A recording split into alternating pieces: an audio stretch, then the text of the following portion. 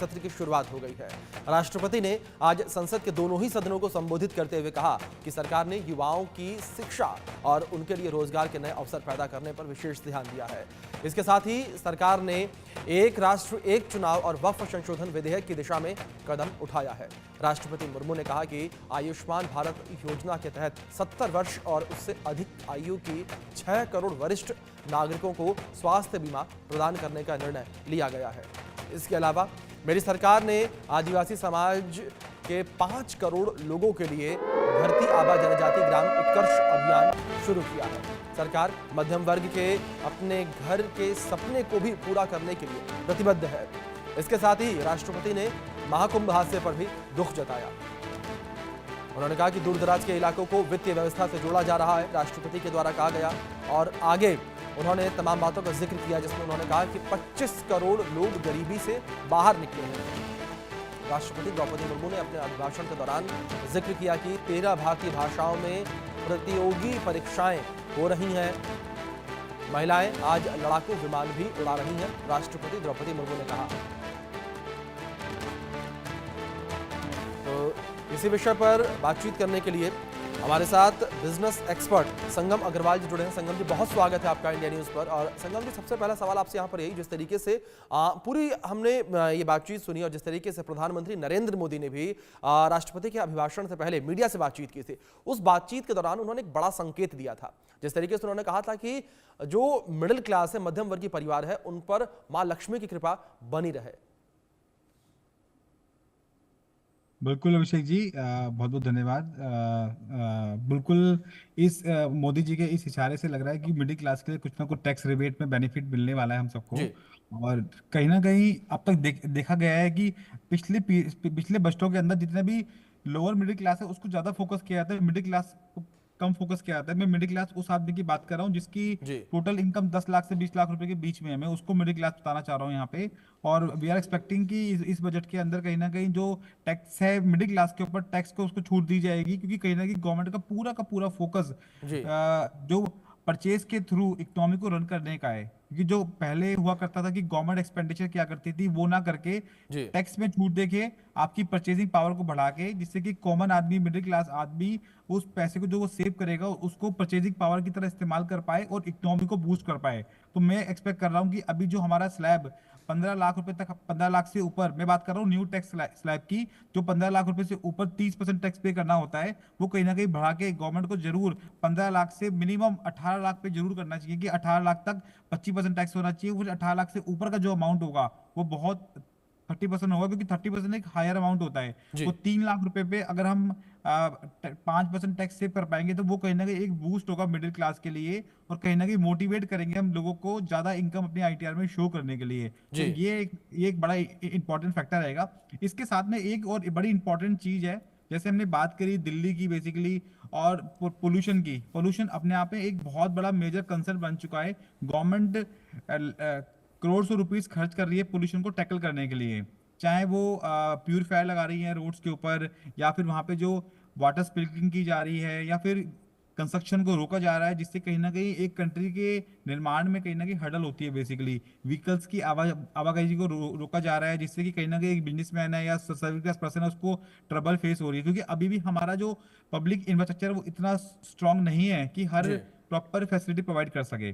तो मेरा यहाँ पे एक मेन कंसर्न था कि गवर्नमेंट को कहीं ना कहीं ई व्हीकल्स को प्रमोट करने के लिए जो गवर्नमेंट ने एक छूट दी थी, बेसिकली आपको पता होगा एक सेक्शन था 80EB, उसके अंदर 1.5 लाख रुपीस की छूट मिलती थी अगर आपने कोई इलेक्ट्रॉनिक व्हीकल लेना है और उस पर जो लोन ले रखा है, तो अप टू 1.5 लाख रुपए तक की छूट मिलती थी, जो 31 मार्च 2023 को खत्म हो गई। उसके बाद सरकार ने वो छूट देना बंद कर दिया। तो मुझे लगता है इलेक्ट्रॉनिक व्हीकल को प्रमोट करने के लिए 4-5 हमें रेमेडी लेने की बहुत जरूरत है, जिससे कि गवर्नमेंट का जो एक्सपेंडिचर है पोल्यूशन को कंट्रोल करने में वो कहीं ना कहीं रिड्यूस हो जाएगा। सबसे पहला जो 80EB की रिडक्शन थी 1.5 लाख रुपीस की, उसको वापस लेके आना चाहिए। गवर्नमेंट को अगले 5 साल के लिए जो 5% का जीएसटी का रेट है इलेक्ट्रॉनिक व्हीकल्स के ऊपर, उसको हटा के 0% कर देना चाहिए, जिससे कि उनको हेल्प मिलेगी। इलेक्ट्रिक व्हीकल सस्ता होगा, हर आदमी उसको परचेज कर पाएगा बेसिकली। बिल्कुल। तीसरा हमें क्या करना चाहिए, जो अगर पॉसिबल है सेंट्रल लेवल पे। संगम जी, मैं रोकना चाहूंगा आपको एक बार। संगम जी रोकना चाहूंगा, रुक करूंगा आपका दोबारा। इस बीच राहुल गांधी क्या कुछ कह रहे हैं, सुनवाते अपने दर्शकों को। You can't get it twice. It is happening now. We just have some breathing space. Yeah. हाँ मैम. Please, ma'am.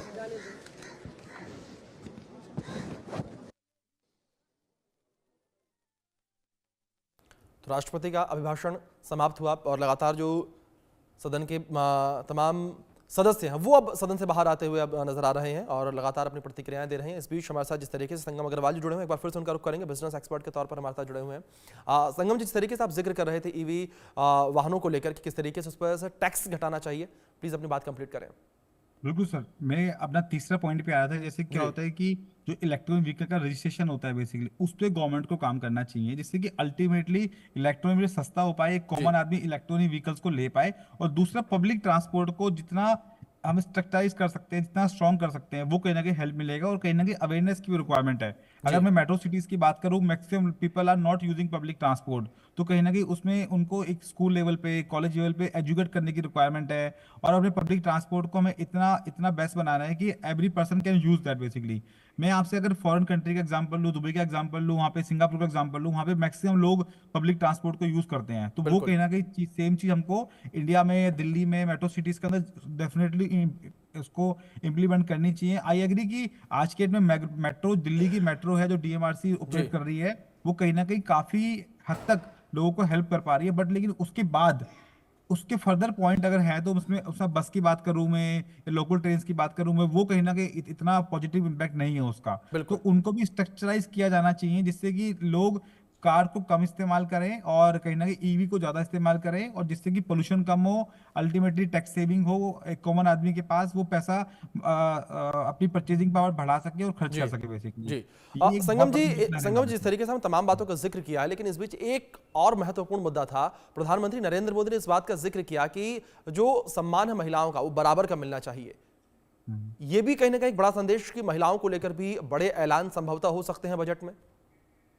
सर देखो, जितना सर मेरा मानना है कि ऐसी कोई बहुत ज्यादा पार्शियलिटी तो है नहीं। चाहे हम टैक्स स्लैब की बात करें, वो दोनों के लिए बराबर है, ठीक है। कोई अगर हम एक सेपरेट डिडक्शंस फीमेल्स के लिए अलाउ करेंगे तो मुझे ऐसा कोई उससे कोई पॉजिटिवनेस नजर नहीं आती कि वो एक तरफ से हम बात करते हैं दोनों को बराबर रखने की, और अगर कुछ सेपरेट डिडक्शंस हम उनको अलाउ करेंगे तो वो कहीं ना कहीं बात तर्कफुल बात नहीं हो पाएगी बेसिकली। तो आई डोंट थिंक सो कि वैसा कुछ हो पाएगा। लेकिन जो बिल्कुल लोअर मिडिल क्लास लोग हैं उनमें हो सकता है फीमेल्स के लिए कुछ जॉब अपॉर्चुनिटी क्रिएट की जाए, कुछ जॉब्स के अंदर रिजर्वेशन क्रिएट किया जाए, उस तरह से उनको एम्पावर किया जा सकता है। But tax point of view से आई डोंट थिंक सो कि कोई उनको मेजर बेनिफिट दिया जाएगा कि अलग से कोई स्लैब देके या कोई डिडक्शन देके उनको हेल्प किया जाएगा। अपार्ट फ्रॉम दैट एजुकेशन में उनको हेल्प किया सकती है, कुछ रिजर्वेशन देके, जॉब में रिजर्वेशन दिया जा सकता है उनको, उस तरह से उनको हेल्प किया सकती है बेसिकली। बिल्कुल बिल्कुल। संगम जी, आपसे रिक्वेस्ट करूंगा बने रहे हमारे साथ। इस बीच एक बड़ी खबर